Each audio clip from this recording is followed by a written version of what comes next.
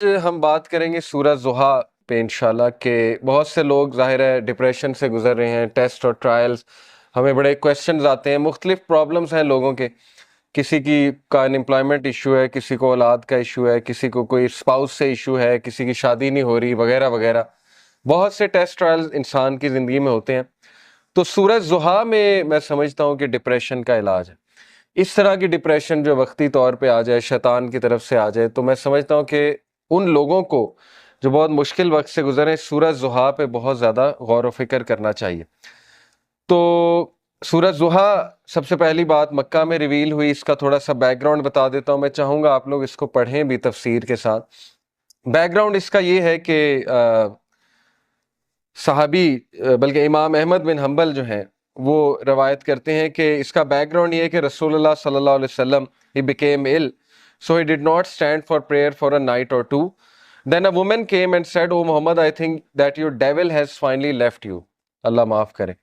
यानी इस तरह के तलख अल्फाज रसूलुल्लाह सल्लल्लाहु अलैहि वसल्लम को सुनने पड़ते थे कि रसूलुल्लाह सल्लल्लाहु अलैहि वसल्लम एक दिन बीमार थे रात के लिए। ये इमाम अहमद बिन हम्बल ने रिकॉर्ड किया है, तफसीर बिन कसीर से मैं कोट कर रहा हूँ।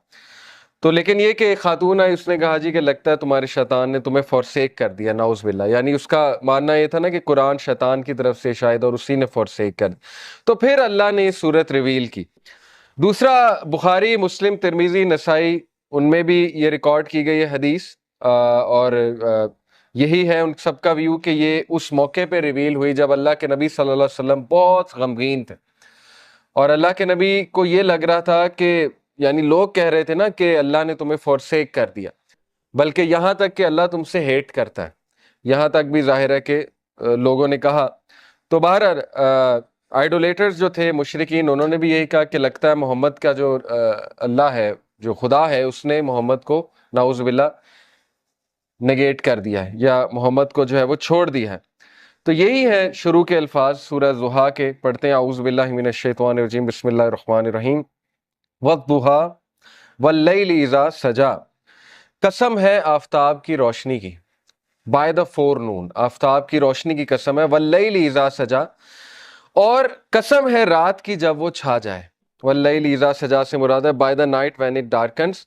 मा वद्दअका रब्बुका वमा कला, ना तो छोड़ दिया तुझे तेरे रब ने और ना ही वो तुझसे नफरत करता है, ना ही वो नाराज है तुझसे, ना ही उसने छोड़ दिया है तुझे। Your lord has neither forsaken you nor hates you. वलल आखिरत खैरु लका मिनल ऊला, and indeed the hereafter is better for you than the present, बल्कि आखिरत तेरे लिए बहुत बेहतर है इससे जो दुनिया में करंटली तेरे पे चल रहा है। तो देखिए, 4 लेसन्स अखज होते हैं सूरह ज़ुहा से, बड़े पावरफुल 4 लेसन्स इंशाल्लाह, जिन पे मैं आज रोशनी डालूंगा। सबसे पहले ये पहली 4-5 आयतें सामने रखते हैं और पहले लेसन को हम सामने रखते हैं। सबसे पहला लेसन ये है कि इवन रसूलुल्लाह सल्लल्लाहु अलैहि वसल्लम गमगीन होते थे, ठीक है ना। तो it's okay to be sad. हर इंसान की ज़िंदगी में कुछ ना कुछ ऐसा है कि उसे गम आएंगे, और ये अल्लाह ने लाइफ की नेचर भी यही बताई कि अल्लज़ी खलक़ल मौत वल हयात लियब्लुवकुम अय्युकुम अहसनु अमला, कि मैं देखूंगा तुम में से बेहतरीन अमल वाला कौन है। तो अल्लाह के नबी सल्लल्लाहु अलैहि वसल्लम वो इतने गम की हालत में थे कि अल्लाह ताला ने बाकायदा गारंटी दी कि नहीं, आपको फॉरसेक नहीं किया अल्लाह ताला ने, क्योंकि जाहिर है वही भी रुक गई थी कुछ अरसे तक। तो हज़रत जिब्राइल को मिस किया करते थे अल्लाह के नबी, फिर वो रूहानियत को मिस किया करते थे। तो जाहिर है अल्लाह से अब कोई राब्ता डायरेक्ट नहीं है, पहले हज़रत जिब्राइल आया करते थे। तो सोचें कि कितना वो टफ टाइम होगा हमारे नबी पे।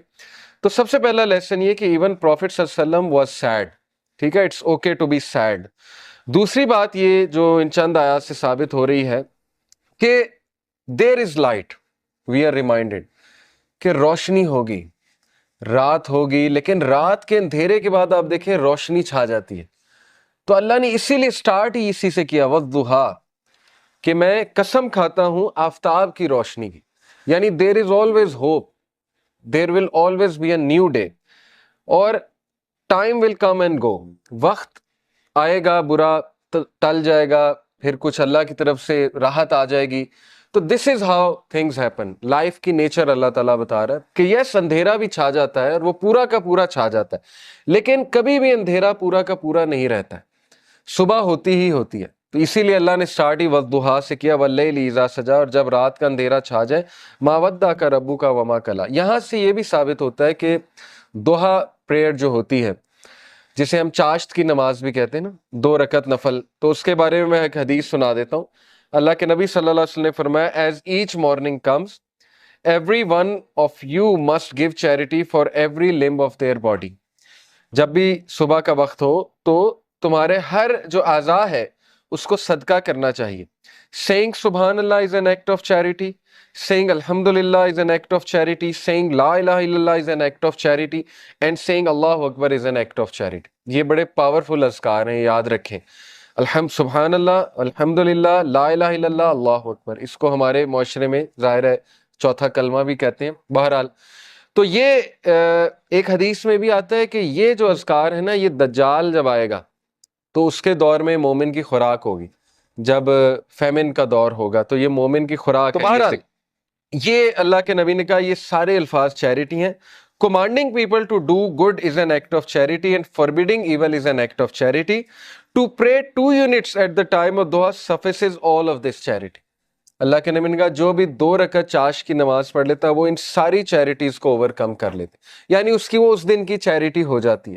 یہ جتنی بھی چیریٹیز اللہ کے نبی نے بتائیں، تو یہ ہے چاش کی نماز کا جو ریوارڈ۔ چاش کی نماز جو ہے وہ سورج جب رائز ہو جاتا ہے تو اس سے لے کر ظہر کی نماز سے تھوڑا سا پہلے تک، آپ کہہ لیں آج کل 11 بجے تک پڑھ سکتے ہیں، 11 سوا 11 تک غالباً، یا اس سے تھوڑا سا پہلے۔ آپ نے دیکھا ہوگا تبلیغی جماعت لے جاتی تو وہ یہ عادت ڈالتی۔ ابابیل کی نماز بھی آپ نے سنا ہوگا، چاش کی نماز، دوحا کی نماز، یہ ساری۔ ہم بات کر رہے تھے لیسنز کی، تو لیسن یہ چند آیات سے یہ نکلا کہ ہر اندھیری رات کے بعد روشنی آنی ہے، کبھی بھی سچویشن سیم نہیں رہتی، تو مومن کو کبھی بھی ہوپ لیس نہیں ہونا چاہیے کسی بھی سچویشن کے بارے میں۔ ہوپ ہی ایک ایسی چیز ہے نا جو انسان کو زندہ رکھتی ہے، ہوپ ہی ایک ایسی چیز ہے جو انسان کو ہیلدی رکھتی ہے۔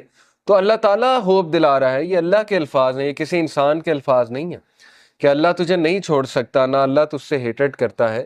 بس یہ اللہ کے کچھ طریقے ہوتے ہیں انسان کو ٹیسٹ کرنے کے لیے، انسان کو کچھ سکھانے کے لیے۔ اور پھر اللہ نے وعدہ کیا وَلَلْآخِرَةُ خَيْرٌ لَكَ مِنَ الْأُولَىٰ، کہ اے نبی یہ دنیا تو ہے ہی آپ کے لیے بہت بہتر، لیکن یہ کہ آخرت اس سے بھی بہتر ہوگی آپ کے لیے۔ تو اس دنیا کے جو غم ہیں، اس دنیا میں جو ٹیسٹ اینڈ ٹرائلز ہیں، وہ کہیں آپ لوگوں کو اس غم میں نہ ڈال دیں کہ میری زندگی میں اتنے پرابلمس کیوں ہیں، کیونکہ یہ دنیا کی زندگی تو ہے ہی بہت ٹیمپرری۔ اصل میں آخرت کی زندگی ہے، وہاں پہ آپ کا ریوارڈ جمع ہو رہا ہے۔ اور پتہ نہیں اللہ کے نبی کو تو اللہ نے کتنا دینا ہے۔ دیکھیں انا اعطیناک کل کوثر، جب یہ صورت نازل ہوئی تھی تو اللہ کے نبی بہت خوش تھے، اور صحابہ نے خوشی کی وجہ پوچھی تو اللہ کے نبی صلی اللہ علیہ وسلم نے کہا کہ اللہ تعالیٰ نے مجھے آج بہت بڑی خوشخبری سنائی کہ اللہ نے مجھے الکوثر دینا ہے، اور اس سے میں اپنے امتیوں کو پانی بھی پلاؤں گا۔ تو یہ بہت بڑا سٹیٹس ہے، اور مقام محمود آپ کی سوچ ہے وہ کتنا بڑا سٹیٹس ہے اللہ کے ہاں، کہ نبی صلی اللہ علیہ وسلم جو ہے وہ کتنا قریب ہوں گے اللہ تعالیٰ کے جنت الفردوس میں۔ تو اس لیے مومن کے لیے دیر از آلویز ہوپ۔ اگر زندگی میں کوئی کمی رہ جاتی ہے، کچھ مل جاتا ہے، کچھ نہیں مل جاتا ہے، تو مومن کبھی